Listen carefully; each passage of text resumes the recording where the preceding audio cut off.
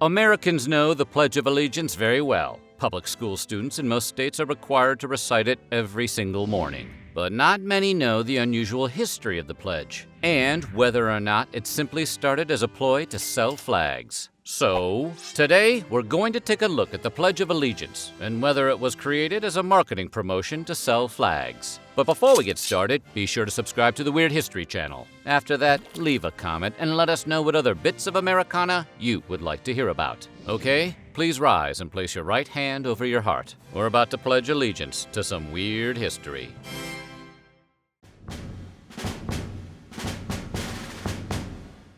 There are a few things in America as widely known as the Pledge of Allegiance, which goes, I pledge allegiance to the flag of the United States of America and to the republic for which it stands, one nation, under God, indivisible, with liberty and justice for all. You can sit back down now. You might have spontaneously risen at those words because there is a protocol that goes along with the pledge, which everyone who grew up in the U.S. has memorized through sheer repetition, just like your favorite commercial jingle. I want my baby back, baby back, baby back, baby back, baby back ribs. You just know a classic when you hear it. Section 4 of the United States Flag Code states that the words of the pledge should be recited while standing at attention, facing the flag, with the right hand over the heart. Persons in uniform should remain silent, face the flag, and render the military salute. When not in uniform, people should remove any non-religious headdress with the right hand and hold it at the left shoulder, with the hand placed over the heart. And before you ask, no, a beer helmet is not a religious headdress. However, the words and protocol of the Pledge of Allegiance have gone through several transformations over the years that give insight into America over time. So refill your beer helmet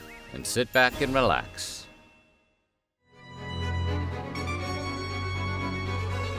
The Pledge of Allegiance starts with an oath to the flag. It goes, I pledge allegiance to the flag, which is kind of weird. In the late 1880s, there was a movement to place a flag at every school in the United States. In part, this was an effort to heal the nation's wounds after the whole Civil War thing. A flag in the classroom was a reminder that everyone belonged to the same country, regardless of what side of the Mason-Dixon line you lived on. It was also a way to reinforce the nation's shared values, as the United States had become a destination for immigrants from vastly different countries, cultures, and systems of government. Daniel Sharp Ford, the owner of Youth's Companion magazine, believed in promoting patriotism and his periodical. Youth's Companion started in 1827 as a children's magazine, but by the 1890s had evolved into a periodical for the whole family, with contributors such as Harriet Beecher Stowe, Mark Twain, Emily Dickinson, Booker T. Washington, and Jack London. In 1888, with John Upham in charge of the premium department, the magazine started offering its school flag promotion, selling flags to children in schools. It was a big success. In 1891 alone, they sold 25,000 flags to schools. The magazine also gave away a free flag with each new subscription. Giving away freebies with a purchase? That's savvy marketing, just like Happy Meal toys, but less of a choking hazard. As flags spread across the land, the magazine hired Francis Bellamy to come up with a short, sweet pledge centered on the flag. Bellamy's pledge appeared in the September 1892 issue of Youth's Companion, a month before the first official Columbus Day on October 12th. Columbus Day had been created by President Benjamin Harris to mark the 400th anniversary of the arrival to the Americas by the Italian explorer Christopher Columbus. The celebration was a patriotic holiday in the U.S., even though Columbus technically landed in the Bahamas. It is on that day that Bellamy's pledge was first recited in public, largely by new immigrants, as part of the New York City Columbus Day holiday. It was also recited by school children across America as part of the National Public School celebration of Columbus Day. I'm sure the kids thought the pledge was cool, but not as cool as a day off. Thanks, President Harrison. Demand for American flags across the nation skyrocketed.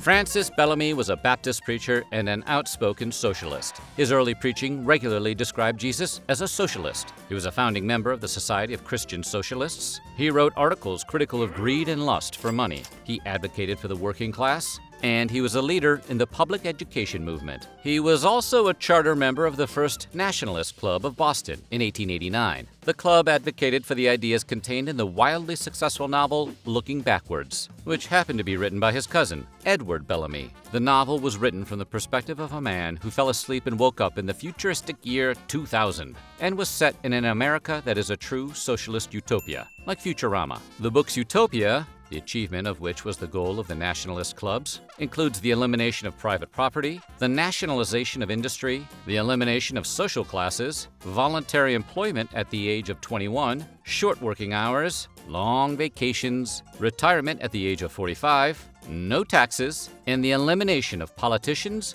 prostitutes, lawyers, and soldiers. It painted a world in which corruption, violence, greed, deception, and laziness had been eliminated from human nature. Did we mention that it was a work of fiction? In those years after his Pledge of Allegiance was written, Francis Bellamy developed some ideas on what would prevent the achievement of this utopia. Bellamy was editor of the Illustrated American, and in volume 22 of that journal, published in August of 1897, he wrote, "We set out to be a model democracy, but at the same time, we enthusiastically proclaimed the states were to be a refuge for the oppressed of all nations." He continues to say, "There are races, more or less akin to our own, whom we may admit freely and get nothing but advantage from their wholesome blood. But there are other races which we cannot assimilate without lowering our racial standard, which should be as sacred to us as the sanctity of our homes." Oh boy, that last one's a doozy. Did not see that coming. Seems pretty far from that one nation indivisible stuff he wrote about years earlier. Bellamy, to say the least, was a complicated guy. Maybe he should have had a podcast.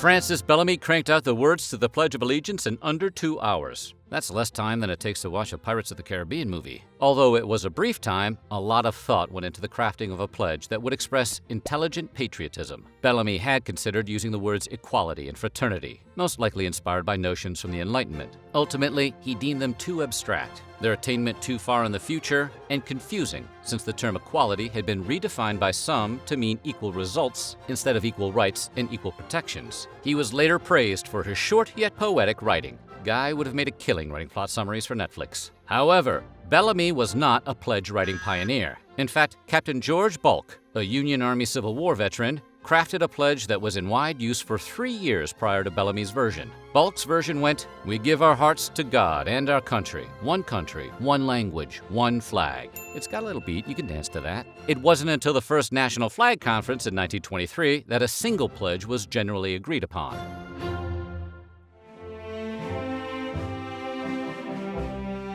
Most Americans know that the Pledge of Allegiance is spoken while the right hand rests over the heart, per Section 4 of the United States Flag Code. However, Francis Bellamy had suggested a different protocol. In his vision, children would stand in ordered ranks with their hands to their sides while facing the flag.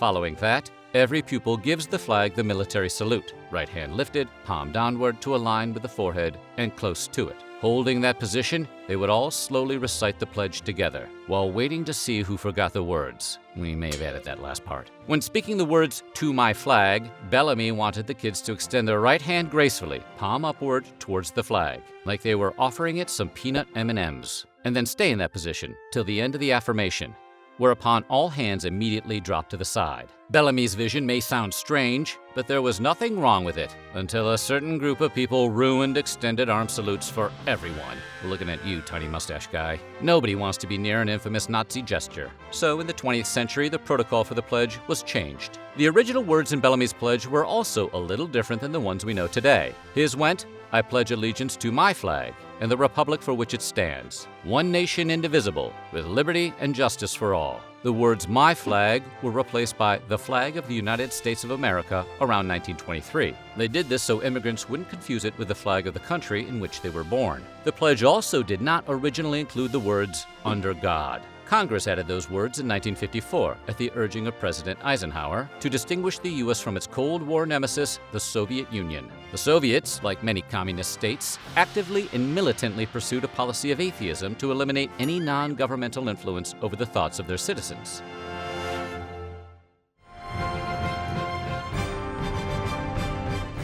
Years after writing the Pledge of Allegiance, Bellamy forged a new relationship with the capitalism he once maligned. Apparently not quite as concerned about greed, he used his talents in New York City, writing advertisement copy for corporations such as Westinghouse and Allied Chemical. He believed that advertising could be done honestly. He even wrote a book called Effective Magazine Advertising. He kind of became Don Draper. Through it all, he claimed that the Pledge of Allegiance and the effect it had on the children of the United States, not to mention his hiring prospects, was still the writing of which he was the most proud. Makes sense. Wrote the Pledge of Allegiance, is the kind of thing you want to include on your resume.